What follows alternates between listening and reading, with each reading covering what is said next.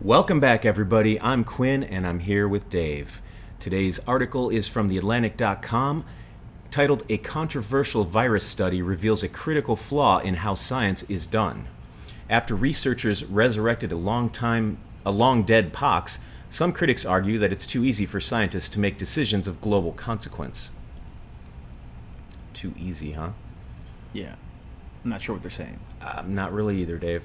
Last year, the world learned that researchers led by David Evans from the University of Alberta had resurrected a virus called horsepox.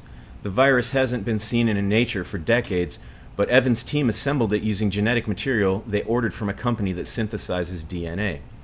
The work caused a huge stir. Horsepox is harmless to people, but in close cousin smallpox killed hundreds of millions before being eradicated in 1980, which wasn't even that long ago. I did not know that. Only two stocks of smallpox remain, one held by Russia and the other by the United States. But Evans' critics argued that his work makes it easier for others to recreate smallpox themselves and, whether through accident or malice, release it. That would be horrific.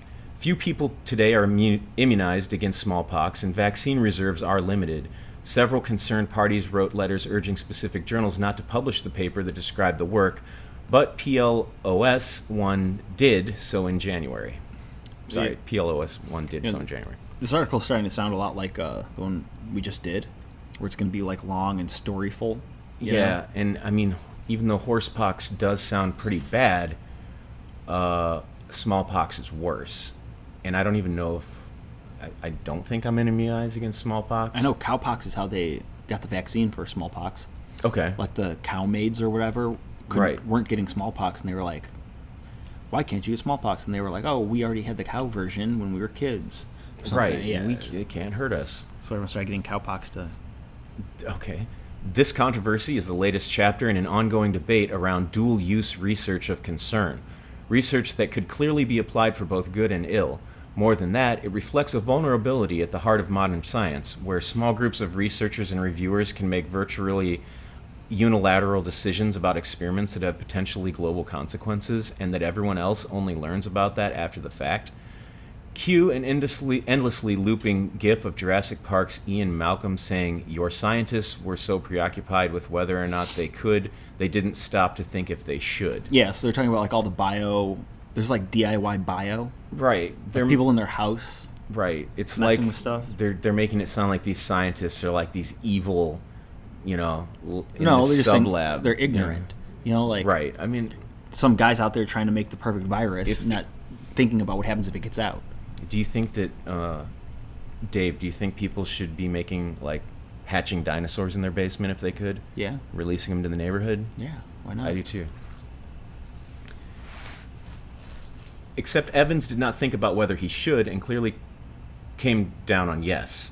In one of several new opinion pieces that reflect on the controversy, he and his colleague Ryan Noyce argued that recreating horsepox has two benefits. First, Tonix, the company that funded the research, hopes to use horsepox as the basis of a safer smallpox vaccine. Should that extinct threat ever be resurrected?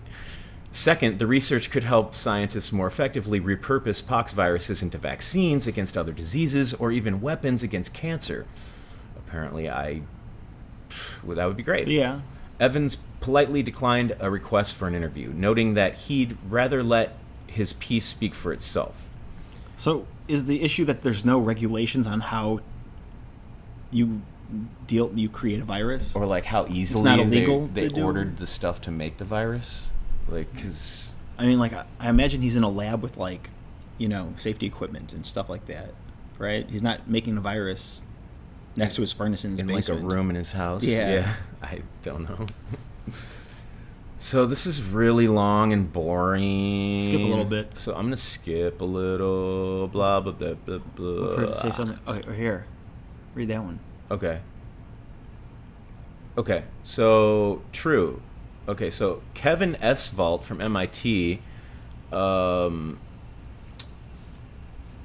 True, says Kevin. Right. It's so, because we skipped through the paragraph. Go to the next paragraph. Who cares? So there are ways of mitigating that risk. Most groups can't make DNA themselves and must order sequences from companies.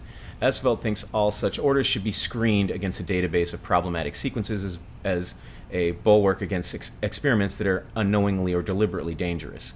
Such screening already occurs, but only on a voluntary basis. A mandatory universal process could work if publishers or funders boycott work that doesn't abide by it, or if companies build the next generation of DNA synthesizers to lock if a screening step is fixed. So, if they know what the DNA is going to be,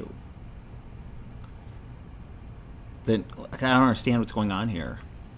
Most groups can't make the DNA themselves, so they order it from a company, and the company doesn't care what they make. Like if you order like a smallpox virus from this company, they'll be like, "Oh yeah, here's your smallpox virus you ordered."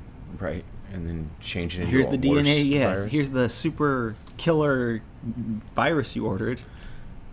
So, basically, what this is saying is that there's an underlying debate. Yeah, And there's not enough regulation or something. Yeah, right, it's unsafe. So no, but then there's also things like the Hadron Collider. You know, like people were saying that could destroy What's that? it's the particle accelerator. Oh yeah. Yeah. They're saying that could start a black hole, or it could do some crazy stuff. Yeah. And then I guess they did it and nothing happened. But same, what if a black hole would open from an experiment I could do in my basement? That's pretty bad, right? And it should. I really don't. Science should be regulated in that sense. I don't think you're qualified To make a black on paper, hole? but I believe that I would trust you to try to do it. I don't think I'm qualified to deal with a black hole. Like, It would be a hard to control. I think once you call 911. Black, I messed up. crying on the phone, I did something bad. All right. So, anyways, I'm just gonna read this, and if you start getting bored, just let me know, Dave. Yeah. Okay. I'm kind of bored already. Oh, really? Okay, I'll skip down a little for you, buddy. Oh yeah, it's fine. Okay, so Perfect. all right, so what I'm going to say here is even people who are sympathetic to Evan's arguments agree that it's problematic that so few people knew about the work before it was completed. I can't emphasize enough that when people in the security community feel like they've been blindsided, they get very concerned, says Diane Diulis from National Defense University, who studies dual-use research. The same debates played out in 2002 when other researchers synthesized poliovirus in a lab, and in 2005 when another group resurrected the flu virus behind the catastrophic 1918 pandemic, and in 2012 when two teams mutated H5N1 flu to be more transmissible in mammals in a bid to understand what might happen in the wild. Many of the people I spoke with expressed frustration over this ethical Mobius strip. It's hard not to think that we're moving in circles, Hills says. Can we stop saying that we need to have a conversation and actually get to the conversation? Yeah, it's crazy. They revived, or they made a strain of flu that's more transmissible. I didn't get a flu shot when I was a kid, but I'm still not afraid of it. Yeah. You know, like No, but I'm saying like the idea that they made it more transmissible in mammals. You know, like they made it more deadly because they're trying to understand it. Isn't that a little? Yeah, that is a little scary. Yeah. I don't trust this guy. I don't know who he is. What are his Right. credentials? He's messing with the Armageddon here.